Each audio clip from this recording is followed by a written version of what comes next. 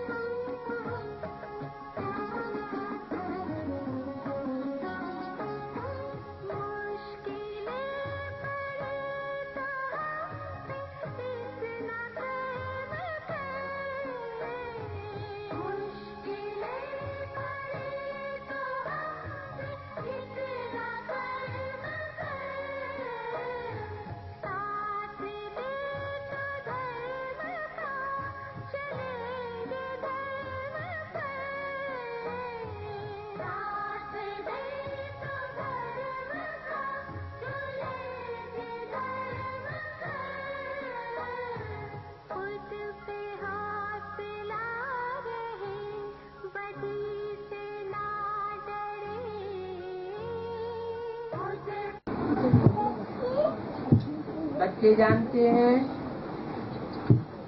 पुरुषोत्तम संगम युग की आयु बहुत थोड़ी है। 40 वर्ष से अभी बाकी 8 वर्ष आयु रही है। समय की वाणी है 68 की। 68 में बाबा बोला 40 साल का संगम युग है। वो किस हिसाब से बोला था?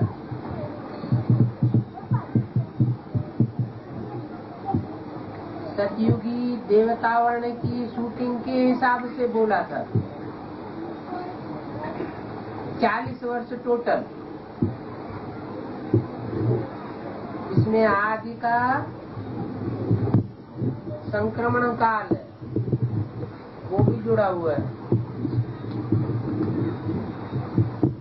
बताया कि 40 वर्ष से अभी बाकी 8 वर्ष आयु रही है। आयु घटती जा रही है, काहे की संगम युग, और हमको पहुंचना है बहुत दूर। कहाँ तक पहुंचना है?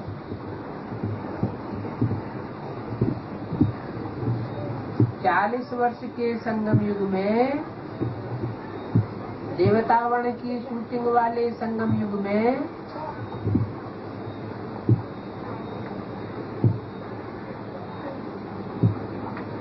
बहुत समय चला गया। हमारी चाल बहुत धीमी रही, और बाबा का कहना है कि हमको पहुंचना है बहुत दूर। कहाँ तक दूर? उल्टी सीढ़ी चढ़ रहे हैं ना, तो उल्टी सीढ़ी चढ़ने वाले जो पुरुषार्थी हैं उनको सतयुग के आदि तक पहुंचना है, आदि नारायण की स्टेज तक पहुंचना है। टाइम बहुत थोड़ा रह गया है, माना सन 36 से लेकर 76 तक का जो टाइम था, उसमें से सिर्फ 8 वर्ष बचे। 30 वर्ष तो चला गया। 68 में 32 वर्ष पूरा हो गया। ये पुरुषोत्तम संगम युग सबसे हीरे जैसा युग है। क्या सबसे क्यों लगा दिया? आगे और भी जो आने वाले पीरियड्स हैं, उनके मुकाबले ये देवतावर्ण की शूटिंग हो रही है, इसलिए बताया ये सबसे हीरे जैसा जन्म है। क्योंकि और युगों की शूटिंग में त्रेता युग की क्षत्रिय वर्ण की शूटिंग भी होनी है, 76 के बाद द्वापर युगी वैश्य वर्ण की भी शूटिंग होनी है, कलयुगी शूद्र वर्ण की भी शूटिंग होनी है। उसके मुकाबले अभी जो पुरुषोत्तम संगम युग चल रहा है वो सबसे हीरे जैसा जन्म है। क्योंकि 8 वर्ष के बाद इसकी अवधि पूरी होगी, तो जो हीरो पार्टधारी है वो ब्राह्मणों की संगम युगी दुनिया में प्रत्यक्ष हो जाएगा। सबका लक्ष्य क्या है? सब ब्राह्मणों का लक्ष्य क्या है? नर से नारायण बनने का। 8 वर्ष रह गए हैं, इतना लंबा सफर तय है, और हमारी पहुंच बहुत थोड़ी हुई है। तमो प्रधान से सतो प्रधान स्टेज तक पहुंचना है, इसलिए बोला मंजिल बहुत दूर है।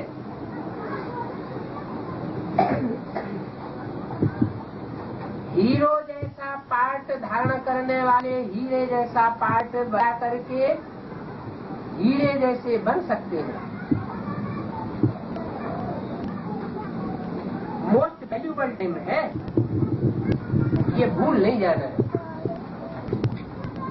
उस टाइम पर अगर किसी ने गफलत की तो कौन सी बड़ी लॉटरी चली जाएगी?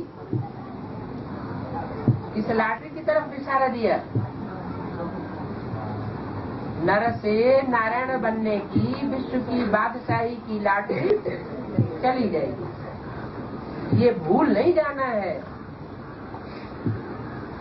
बाकी समय बहुत थोड़ा है घर पहुंचने में। ऐसे क्यों कहा कि घर पहुंचने में टाइम बहुत थोड़ा है? क्या 76 के बाद घर पहुंच गए हैं? घर तो नहीं पहुंच गए। अच्छा, सब नहीं पहुंच गए, कोई पहुंचा? कोई नहीं पहुंचा है? निराकारी, निर्विकारी, निरहंकारी उस स्टेज तक कोई तो पहुंचा? कोई नहीं पहुंचा। टाइम पूरा हो गया 40 साल का है? माता जी का पहुंचा? कौन सी माता जी का? माता पिता का पहुंचा। माता तो बताई 84 घंटे वाली देवी 84 में प्रत्यक्ष होगी। 83 है तो 13 होना चाहिए। तो जब बनी है 13 सन 83 में, तो सन 76 में कैसे पहुंच जाएगी? कौन सी माता की बात कर रहे हैं? छोटी माता की, बड़ी माता की है? राज परिवार होता है तो एक उसमें होती है राजलक्ष्मी और एक होती है राजमाता। क्या? राजमाता और राजलक्ष्मी। राजमाता का स्टेटस बड़ा माना जाता है, लेकिन सारा राजकाज संभालती कौन है? राजलक्ष्मी। तो राजलक्ष्मी छोटी हुई और राजमाता बड़ी हुई। जैसे भारतवर्ष में राष्ट्रपति बड़ा माना जाता है और प्रधानमंत्री छोटा माना, लेकिन सारा कारोबार की जिम्मेवारी किसके ऊपर? प्रधानमंत्री के ऊपर। है छोटा स्टेटस में, कुर्सी में, लेकिन जिम्मेवारी बहुत बड़ी। इसी ही तरह जो 40 वर्ष का संगम युग बताया, पुरुषोत्तम संगम युग, उसमें जो पुरुषोत्तम और पुरुषोत्तमनी प्रत्यक्ष होने हैं, उसमें ऊंचे से ऊंचा स्टेटस हुआ लक्ष्मी और नारायण का। नर से नारायण और नारी से लक्ष्मी, जो हमारे जीवन का लक्ष्य है, हमारे ईश्वरीय विश्वविद्यालय का, वो टाइम सन 76 में पूरा होने के लिए इशारा किया।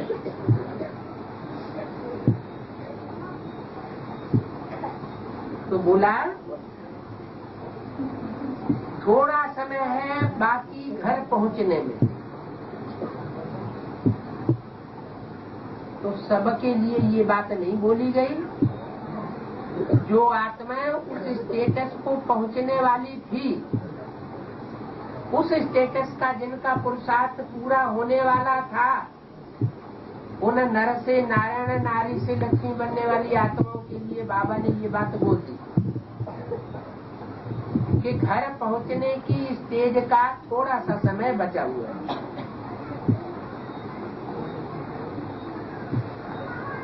घर पहुंच के स्टेज कैसी हो जाती है? जहाँ घर पहुंचेंगे निराकारी धाम में, तो वहाँ निराकारी स्टेज होने पर संकल्प विकल्प चलेंगे या बंद होंगे? बंद होंगे। इसलिए बाबा ने बोला ऐसी प्रैक्टिस होनी चाहिए कि जब चाहे तो 1 सेकंड में निराकारी स्टेज बन जाए, संकल्पों को स्टॉप कर सके। तो ऐसी स्टेज सन 76 तक जिनकी पहुंचे, वो उस स्टेटस को प्राप्त करने वाली आत्माएं संसार में साबित हो जाएंगी। इसलिए बोला बाकी समय है थोड़ा घर पहुंचने में। सतो प्रधान बन करके घर जाना है।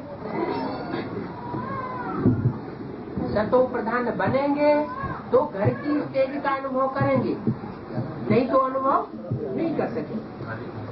और कोई सजा आदि नहीं खावे। क्या मानसिक स्टेज ऐसी बनी हुई हो कि किसी प्रकार की सजा का अनुभव न हो। पास विदानर होकर के जाना है। कहाँ जाना है? घर की स्टेज। घर माना परम धाम। परम धाम की स्टेज है निराकारी स्टेज, निसंकल्पी स्टेज, जहाँ कोई भी प्रकार का गम नहीं रहता। क्या कहते हैं उसको? कौन सा बादशाह? बेगमपुर का बादशाह। बाप कोई जास्ती मेहनत नहीं देते। क्या इतना ऊंचा पुरुषार्थ, और उसके लिए क्या बोला? बाप कोई जास्ती मेहनत नहीं देते हैं। निराकारी स्टेज में टिकने के लिए कोई जास्ती मेहनत नहीं है। बहुत सहज सहज पूरा हो जाता है। क्या बहुत सहज सहज पूरा भी हो सकता है। वो उन आत्माओं का पूरा हो सकता है जो श्रीमत पर चलने के लिए आमादा हो। अगर श्रीमत पर चलते हैं तो रास्ता बहुत सहज पूरा हो जाता है, और श्रीमत पर नहीं चलते हैं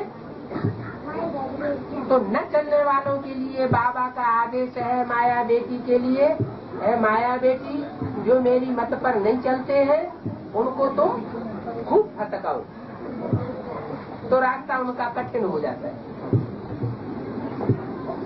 इसलिए बोला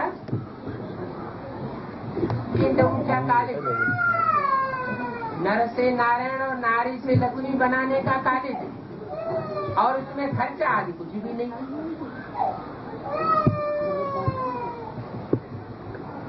कोई मंदिर मस्जिद धर्मशाला आदि बनानी नहीं है।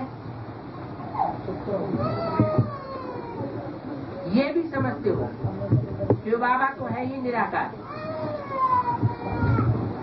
उनको शरीर नहीं है, लेकिन जो पुरुषार्थ करने वाले हैं, लक्ष्य को साधने वाले हैं, नर से नारायण नारी से लक्ष्मी बनने के लिए पुरुषार्थी हैं, उनको तो अपना शरीर है। शिव तो सदैव ही निराकार है, लेकिन पुरुषार्थियों को साकार की दुम्ब लगी हुई है। उस साकार दुम्ब के होते हुए भी अगर श्रीमत पर चलते हैं तो उनका पुरुषार्थ बहुत सहज हो जाता है और निराकारी स्थिति को पकड़ सकते हैं। जैसे बाप है निराकारी, निर्विकारी, निरहंकारी, बिंदु बिंदु आत्माओं का बाप, ऐसी सदैव ही स्टेज धारण करके रहता है। ऐसे बच्चे भी वह स्टेज इन 40 वर्षों में पूरी कर सकते हैं। जो कुछ शिव बाबा के नाम पर है वह कोई अपने शांति धाम में महलमानियां आदि नहीं बनावेंगे। बच्चों का पैसा बच्चों के काम में लगाते हैं। और तो सभी हैं देहधारी मनुष्य गुरु, जो पैसे इकट्ठे करने वाले हैं। वो अपने स्वार्थ के लिए उस पैसे को यूज कर सकते हैं, लेकिन बाप तुम्हारे पैसे की एक पाई भी ईश्वरीय सेवा में लगाने वाला है। बड़े बड़े म्यूजियम बनाओ। कहाँ? दिल्ली में बड़े बड़े म्यूजियम बनाओ। ये डायरेक्शन दिया कब? 68 में। और 68 में दिल्ली में पहला म्यूजियम साउथ एक्सटेंशन का बना, जिसमें गीता और गोपाल निमित्त इंचार्ज बने। तो उन्होंने तो जड़ म्यूजियम बनाई दिया, जड़ चित्रों का। और बाबा कौन सा म्यूजियम बनाना चाहते हैं? बाबा चाहते हैं कोई ऐसा बच्चा निकले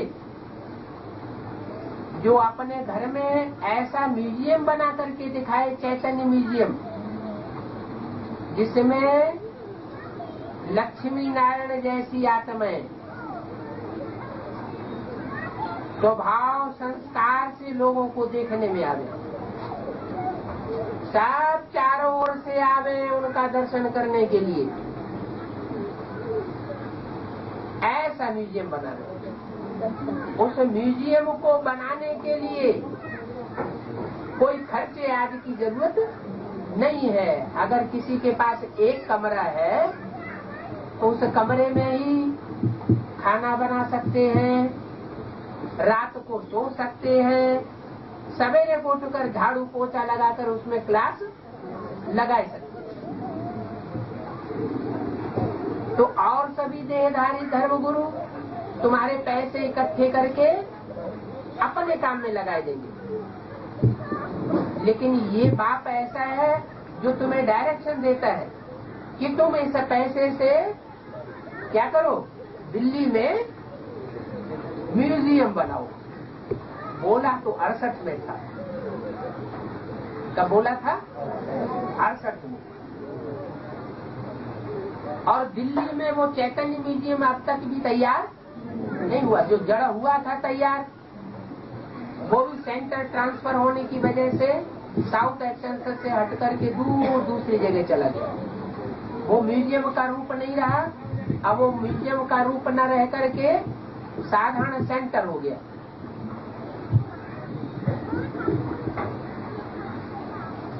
तो बाबा कहते हैं हम कहाँ पैसा इकट्ठा करेंगे,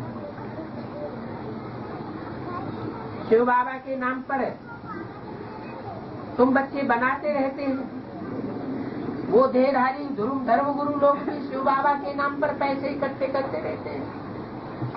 ऐसे नहीं कि शिव बाबा को हाथ में देते हैं, क्योंकि शिव बाबा तो वहां होता ही नहीं।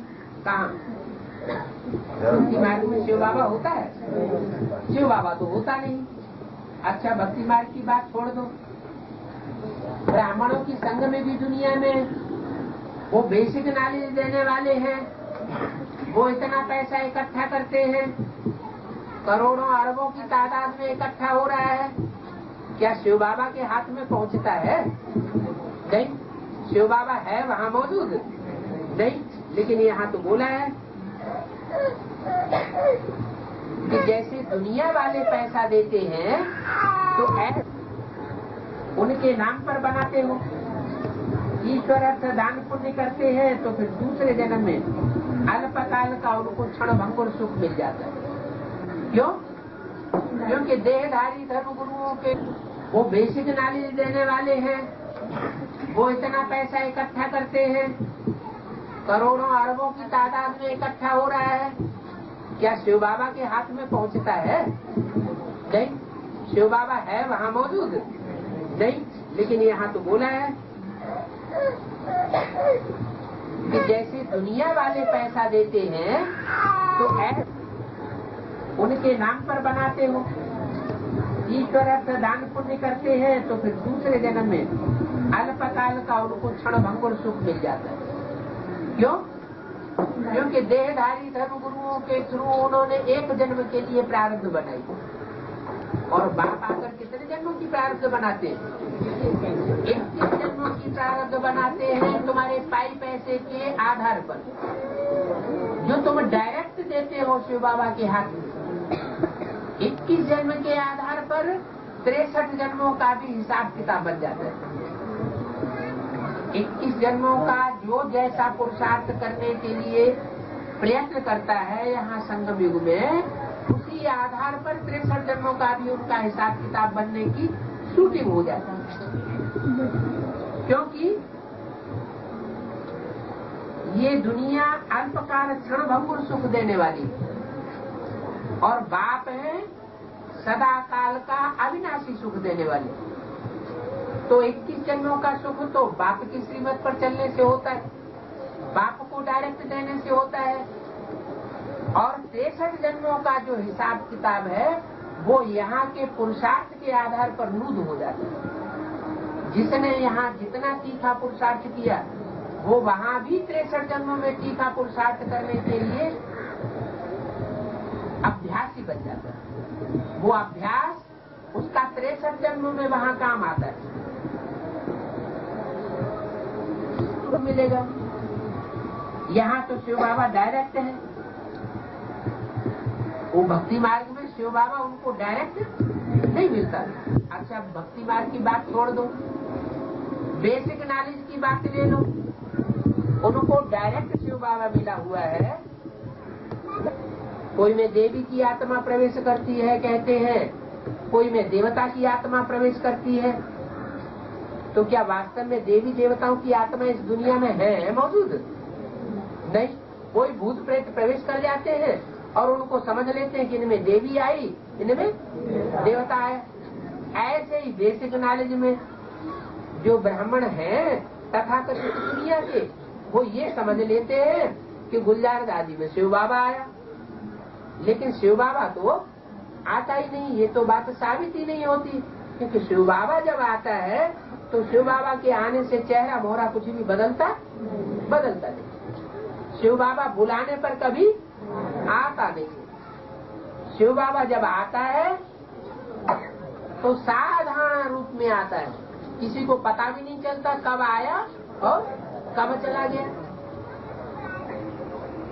तो इससे ये साबित हो गया कि ब्राह्मण जैसे दुनिया वाले मुगालते में रहते हैं, सच्चाई को नहीं जानते,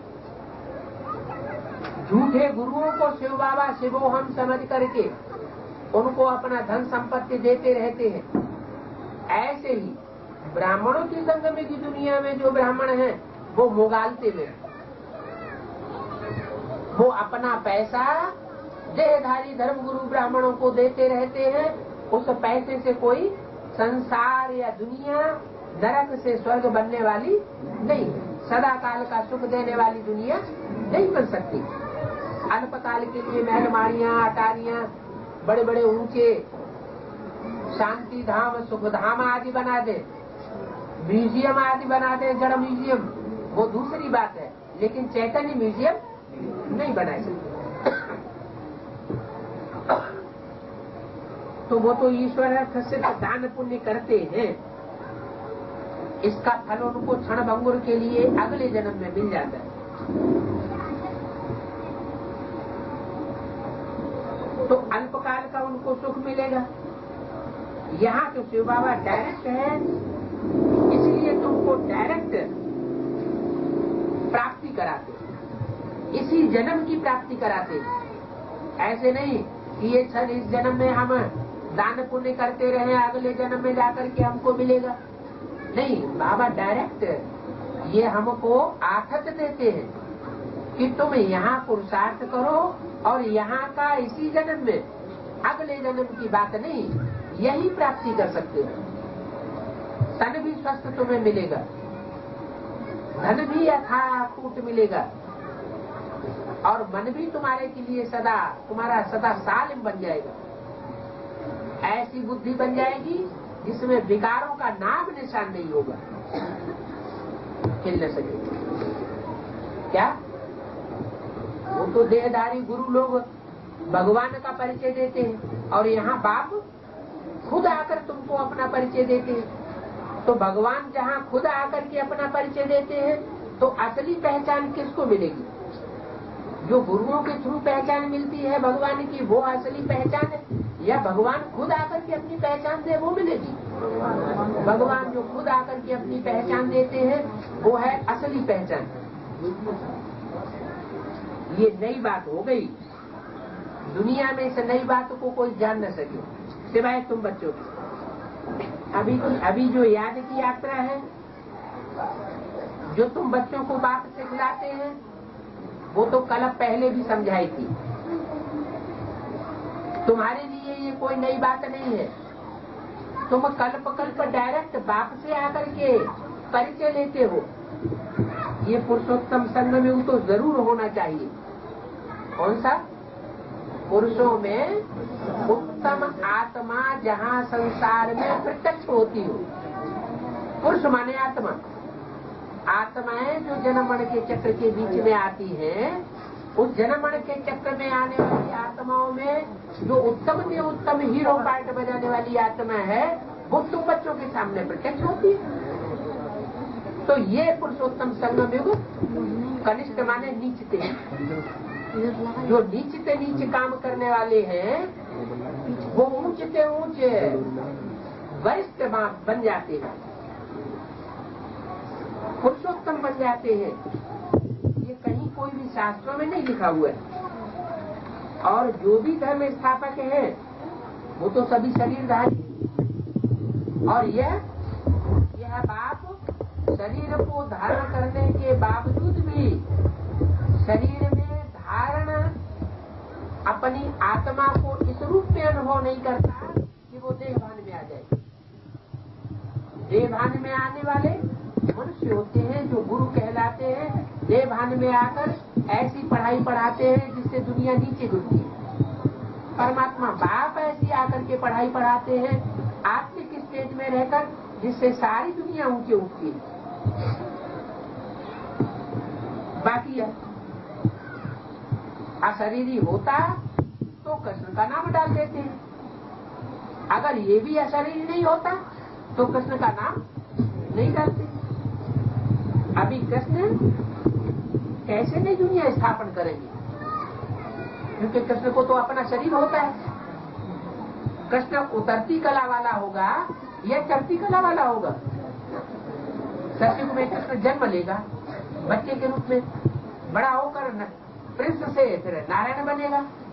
लेकिन नारायण तो बनेगा, नारायण बनने के बाद फिर उसकी उतरती कला शुरू होगी या चढ़ती कला शुरू होगी? उतरती कला शुरू होगी। तो जिसकी स्वयं ही उतरती कला हो वो दूसरों को चढ़ती कला में कैसे ले जाएगा? ये दुनिया उतरती कला वाली, इस उतरती कला वाली दुनिया को ऐसी नई दुनिया बनाना जो पूरी 16 कला संपूर्ण बन जाती है, वह एक निराकारी बाप का ही काम है। कृष्ण नई दुनिया की स्थापना नहीं कर सकते। वो तो उतरती कला वाली दुनिया की स्थापना करने के कारण फिर भी दुनिया नरक बन जाएगी। स्वर्ग से आखिरी एक दिन नरक बननी ही है। लेकिन शिव बाबा की ये सिद्ध है कि वो जब आते हैं तो ऐसी दुनिया स्थापन करते हैं जो संपूर्ण 16 कला संपूर्ण बन जाती है। जब खुद ही नई दुनिया का स्थापन करने वाला नहीं है, खुद ही नई दुनिया में प्रिंस बनेगा, तो नई दुनिया कैसे बनेगी? तो बाप बताते हैं कि मैं स्थापना करता हूँ। ये कृष्ण का अंतिम 84वां जन्म है, जिसमें ये अच्छे कर्म करके फिर लक्ष्मी नारायण बनते हैं। क्या सन 68 तक जितने भी दादा लेखराज वाली सोल, कृष्ण की सोल ने अच्छे के अच्छे कर्म कर लिए, उन कर्मों के आधार पर वो क्या बनती है? सतयुग में जाकर प्रिंस बनती है। नर से डायरेक्ट नारायण नहीं बनती। इतने अच्छे कर्म फिर भी नहीं हुए, क्योंकि बाप की जो पूरी पढ़ाई है वो पूरी पढ़ाई नहीं पढ़ के पहले ही शरीर छोड़ दिया। बाप तुमको भी अच्छे कर्म सिखलाते हैं। कृष्ण की आत्मा ने भी अच्छे कर्म किए, लेकिन उतने अच्छे कर्म नहीं किए जितने तुम कर सकते हो। तुम कहाँ तक अच्छे कर्म कर सकते हो? तुम्हारी कर्मों की स्टेज इतने अच्छे कर्म करने की है कि तुम इसी जन्म में इसी शरीर से नर से नारायण या नारी से लक्ष्मी बन सकते हो। कृष्ण अथवा राधा की सोली है ऐसा पुरुषार्थ नहीं कर सकते। ये तो है ही विकारी दुनिया। नई दुनिया है निर्विकारी, ये पुरानी दुनिया है विकारी। बाप कहते हैं अब थोड़े दिन बाकी है इस बात के, नई दुनिया आने के थोड़े दिन बाकी हैं। कितने दिन बाकी बताए? 8 माने सन 76 में 68 की बोली है ना, तो सन 76 में नई दुनिया आ जाएगी। तो आ गई नई दुनिया? नई दुनिया तो नहीं आई, लेकिन बुद्धि जिसकी पलट गई। तो बाबा ने ये जो हमें पाठ पढ़ाया है, आप हुए तो मर गई। अगर हमने अपने को मार लिया, अपने देह अहंकार को मार लिया, तो हमारे लिए ये पुरानी दुनिया खलास हो। तो ऐसी स्थिति जिन बच्चों ने धारण की, उनको ये अनुभव हो सकता है कि हम नई दुनिया के नए संगठन में हैं, हम पुराने संगठन में अब नहीं है। मतलब उसी अपने मन के अंदर धारण करने की बात है। अपने मन को, अपनी बुद्धि रूपी आत्मा को ऐसा सेट कर लें कि हम दुख न भोगे, हम सुख भोगे। हम दुख में अनुभव न करें, हम सदैव अपने को खुशी में अनुभव करें। हमको बाप मिला है, जो पाना था तो हमने पा लिया।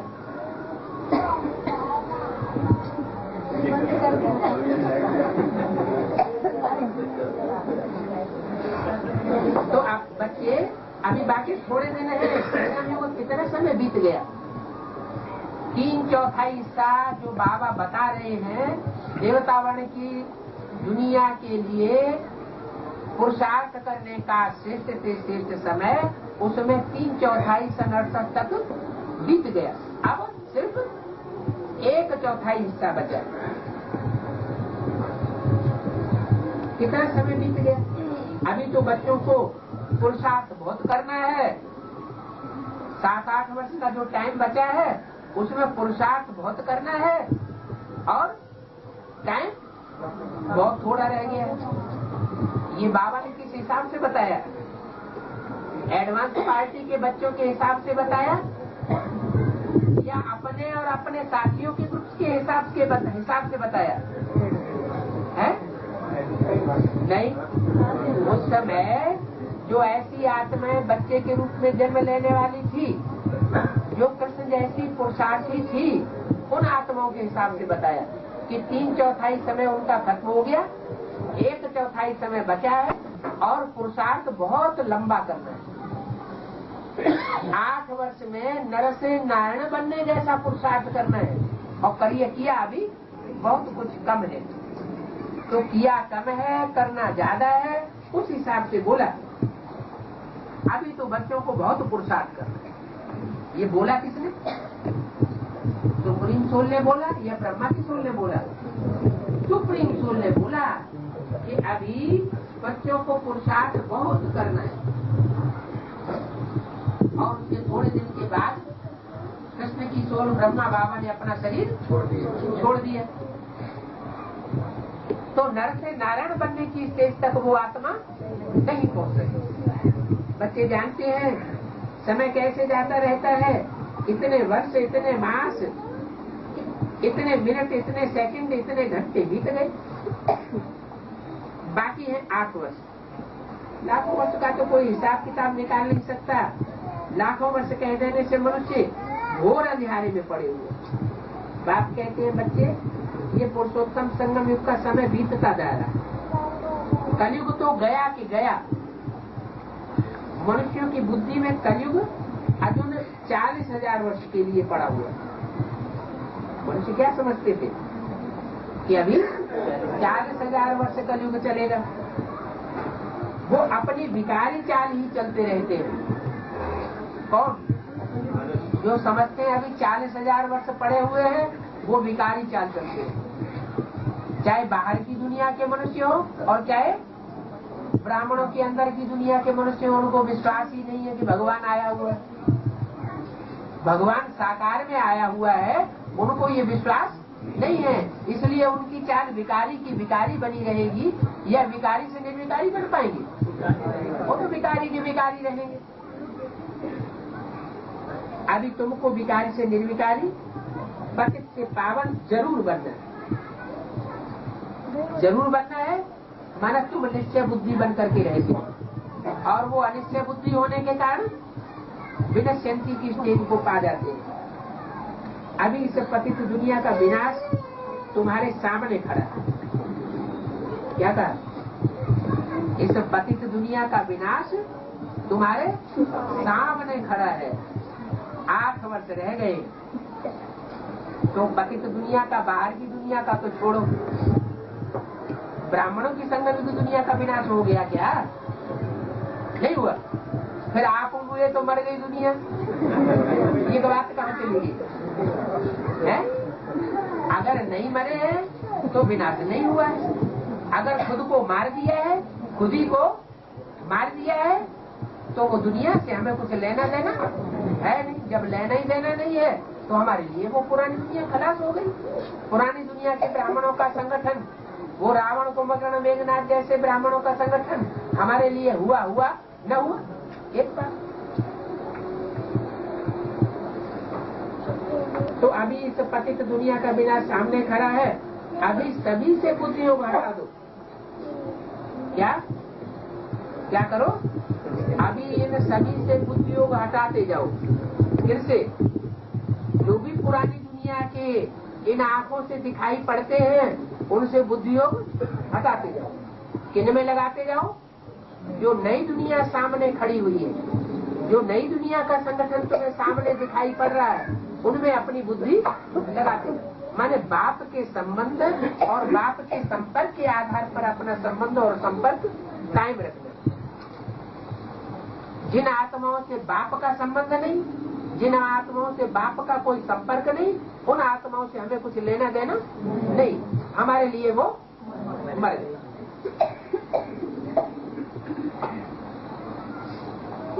तो अभी सभी से बुद्धियोग हटाते जाओ। इन सभी को छोड़ अपने घर जाना। क्या? इन सभी को बुद्धियोग से छोड़ दो और अपने घर, बाप के घर में वापस जाओ। बाप को याद करना है। क्या कहा? बुद्धियोग बाप के घर में ले जाओ, बाप को याद करो। फिर कहते हैं नई दुनिया को याद करो। तो कितनी बातें हो गई? एक को याद करें या तीन को याद करें? घर को याद करें कि स्वर्ग को याद करें कि बाप को याद करें? किसको याद करें? अरे जो बाप है वही हमारे लिए स्वर्ग है, वही हमें सुख देने वाला है। उसकी याद में रहेंगे तो सुखी ही सुखी रहेंगे। बाप के अलावा और दूसरों को याद करेंगे तो दुखी दुख पैदा होता है, सब दुखदायी है। तो जो बाप है वही हमारे लिए स्वर्ग है। जो स्वर्ग है, जो बाप है, वही हमारा घर है। माने बाप जिस तन में प्रवेश करता है वो तन जो है जिस स्थान पर भी अपना कार्य कर रहा है। जैसे कहते हैं मधुवन, मधुवन किसका घर है? मधुसूदन का घर है। तो जहाँ मधुसूदन है वहाँ हमारा घर है। हमारी बुद्धि वहाँ रहनी चाहिए। तो एक ही बात है, ऐसे नहीं समझना। अलग अलग बातें हैं, चाहे घर कहो, चाहे बाप कहो, चाहे स्वर्ग कहो। इस पतित दुनिया का विनाश तो सामने खड़ा हुआ है। बाप को याद करना है और पवित्र बनना है। टाइम बहुत थोड़ा है, इसलिए गफलत छोड़ दो। गफलत करने वाले ईश्वरीय सर्विस नहीं कर सकते। क्या कहा?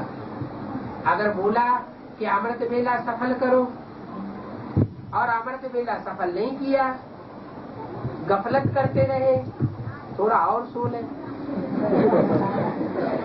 तो गफलत करने वाले बता दिया कि ईश्वरीय सेवा नहीं कर सकते। जो गफलत करेंगे वो आसुरी सेवा ही करते हैं। अपनी आत्मा की सेवा नहीं कर सके तो दूसरों की सेवा कैसे करें? इसलिए बोला ईश्वरीय सर्विस नहीं कर सकते। जब खुद अच्छे बने तो औरों को अच्छा बना। खुद ही कुंभकर्ण नींद में सोते रहते।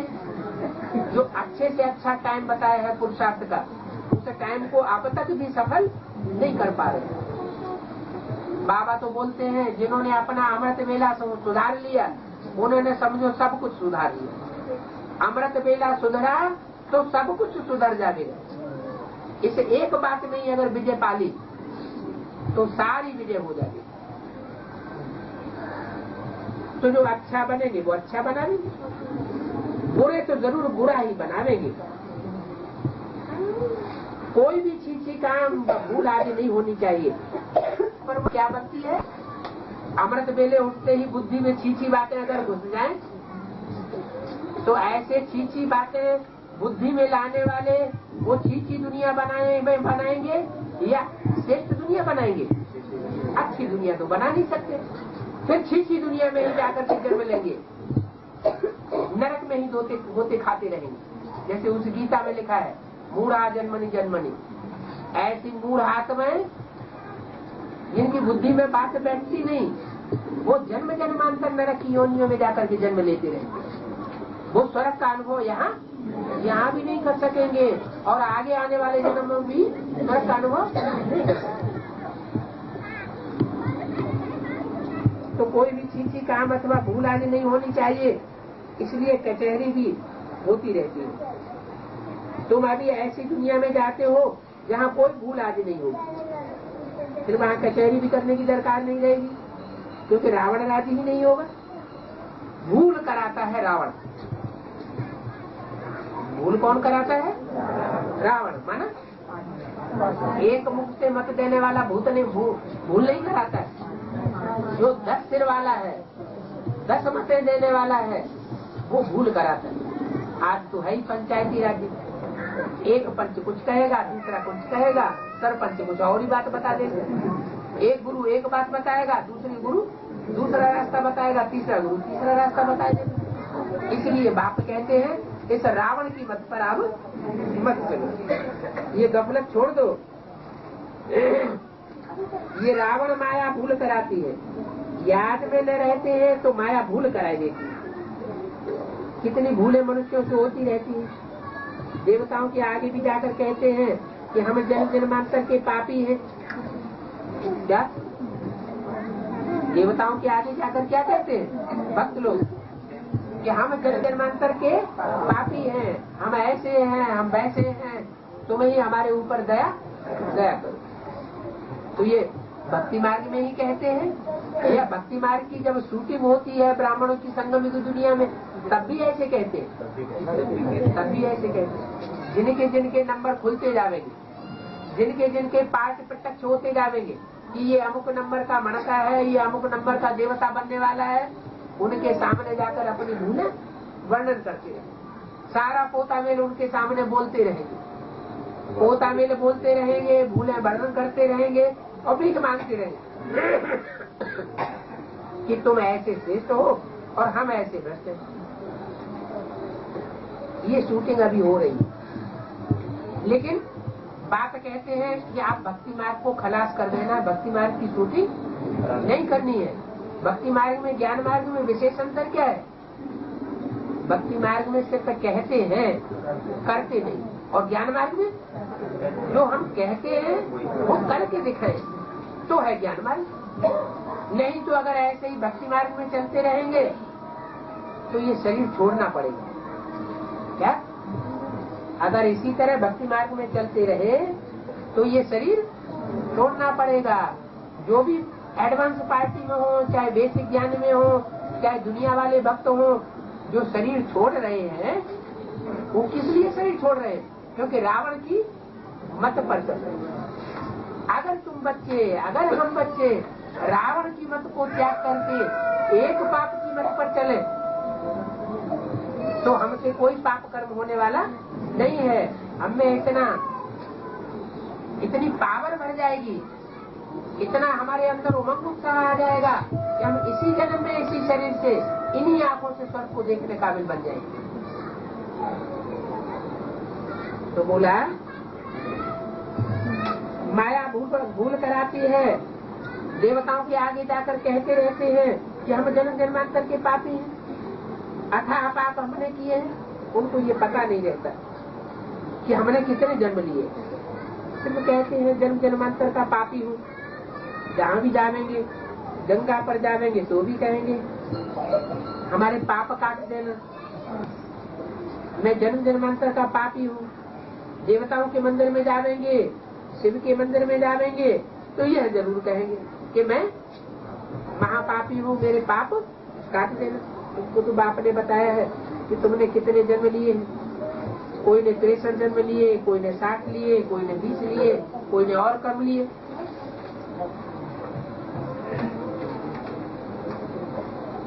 1868 की वाणी का दूसरा पेज, कोई ने 10 जन्म भी लिए हो, कोई 1 जन्म भी लेते हैं, तो पाप तो जरूर करते हैं, चाहे कम जन्म ले और चाहे पूरे 84 जन्म, पाप तो जरूर करते हैं। रावण के राज्य में पाप जरूर है, जन्म से ही पाप होता है।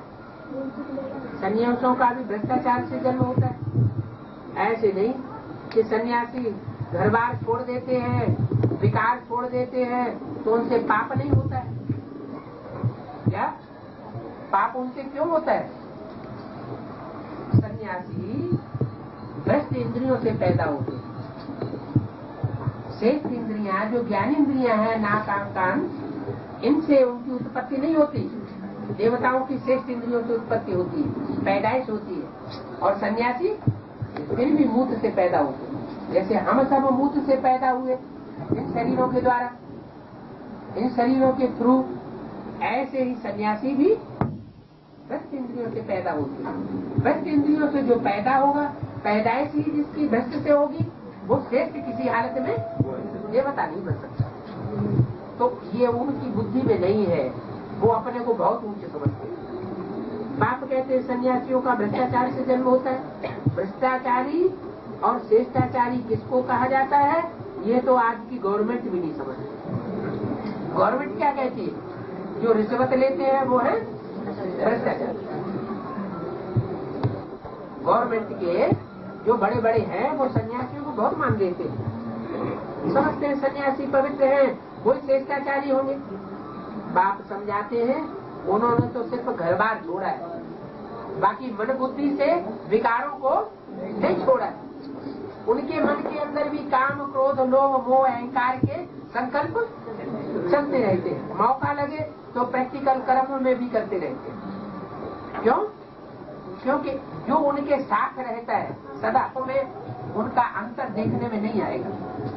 समझते हैं, बाप समझाते हैं। उन्होंने सिर्फ घर बार छोड़ा है, स्त्री को विधवा और बच्चों को निर्धन का बना करके चले जाए। तो ये पाप कर्म हुआ या पुण्य कर्म हुआ? ये तो और ही पाप कर्म हो गया। वो धर्म ही ऐसा है।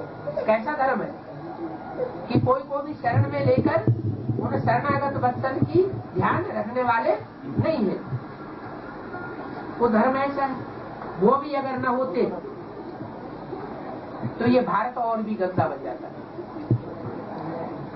सन्यासियों से सिर्फ फायदा क्या हुआ, उन्होंने जो विकारों का त्याग किया, उनके विकार त्याग करने से संसार का वायुमंडल थोड़ा सुधरा।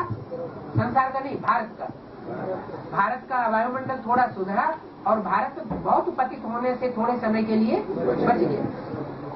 फिर भी पवित्र तो रहते हैं ना। भारत है ही पवित्रता पर थमा हुआ। क्या भारत में जितनी पवित्रता के प्रति विशेष आस्था है, उतना कोई दूसरे देश में आस्था नहीं है। भारत में और भारत के धर्मों में जितना पवित्रता के प्रति विशेष स्नेह है, विशेष रिगार्ड है, उतना और दूसरे धर्मों में और देशों में नहीं है। ज्यादा सन्यास के प्रति, विकारों के प्रति सन्यास कहाँ करते हैं? भारत में करते हैं। दूसरे देशों में सन्यास ऐसे नहीं करते, और करते भी हैं तो इतने सन्यासी नहीं बन पाते हैं जो घरघाट छोड़ करके पवित्रता को उस रूप में धारण कर सके जैसे भारत के सन्यासी धारण कर लेते हैं। विदेशों में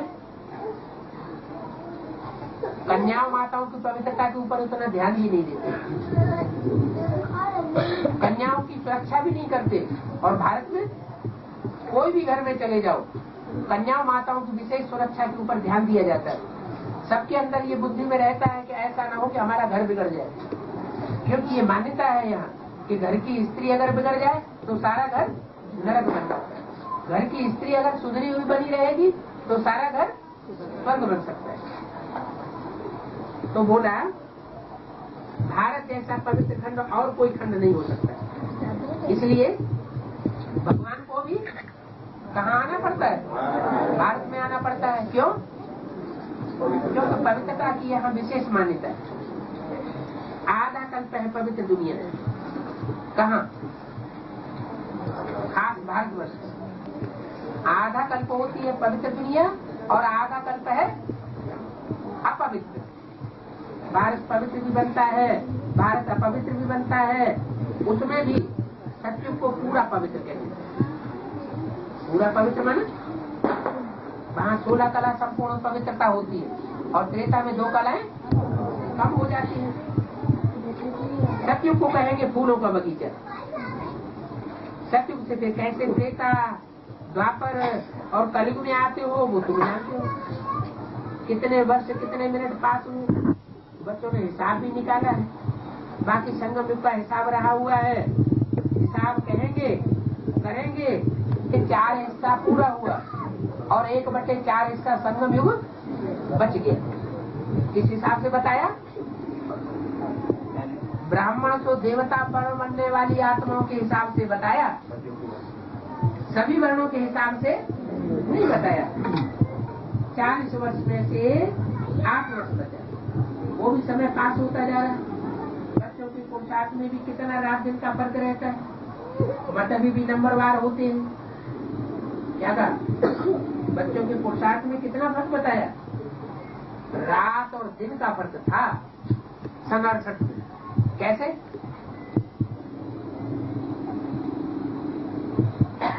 कोई देवता वर्ण में जाने वाले बच्चे थे, कोई क्षत्रिय वर्ण में जाने वाले बच्चे थे, कोई वैश्य वर्ण में जाने वाले बच्चे थे, कोई बौद्ध धर्म में जाने वाले बच्चे थे, कोई नास्तिक वर्ण में जाने वाले बच्चे थे।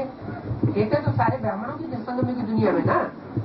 तो जो भी बच्चे थे उनके पुरुषार्थ में रात दिन का फर्क था, मतलब भी नंबरवार हो जाते। तुम हो इस संगम युग के ब्राह्मण। कौन से संगम युग के ब्राह्मण? इस संगम युग की। कौन सा संगम युग की तरफ इशारा किया? जो पुरुषोत्तम संगम युग में सन 76 में पुरुषों में उत्तम बनने वाली आत्माएं प्रत्यक्ष होनी है। तो इसलिए बोला तुम हो संगम युगी ब्राह्मण, इस संगम युग। तुम्हारे लिए भी ऐसे सिर्फ अपनी जिंदगी बिताते, तो जब बिल्कुल कुछ सर्विस ही नहीं करते हैं तो प्राप्ति उनको क्या होगी? वो कौन सी स्टेज में आएंगे? प्रजा वर्ग में भी कहीं दास दासी और चांडाल न बन पड़े। कोई तो बहुत अच्छी सर्विस कर रहे हैं, तन मन धन से सर्विस कर रहे हैं। क्या इतनी अच्छी सर्विस कर रहे हैं कि अपना तन भी लगाते हैं और मन भी लगाते हैं और धन भी लगाते हैं, समय और संपर्क भी पूरा लगाते हैं। तो जो ऐसी सर्विस में लगे हुए हैं उनका पद जरूर ऊंचा बनेगा। तन मन से सर्विस में लगे हुए हैं, आत्मा का मन भी लगा हुआ है ना। आत्मा में सबसे पावरफुल शक्ति कौन सी है? मन। मन बुद्धि ऐसी पावरफुल चीज है कि अगर पूरी तरीके से सेटिंग कर ली जाए तो मन से ही सारा काम किया जा सकता है, सारी सेवा मन से हो सकती है। इसके लिए क्या बोला हुआ?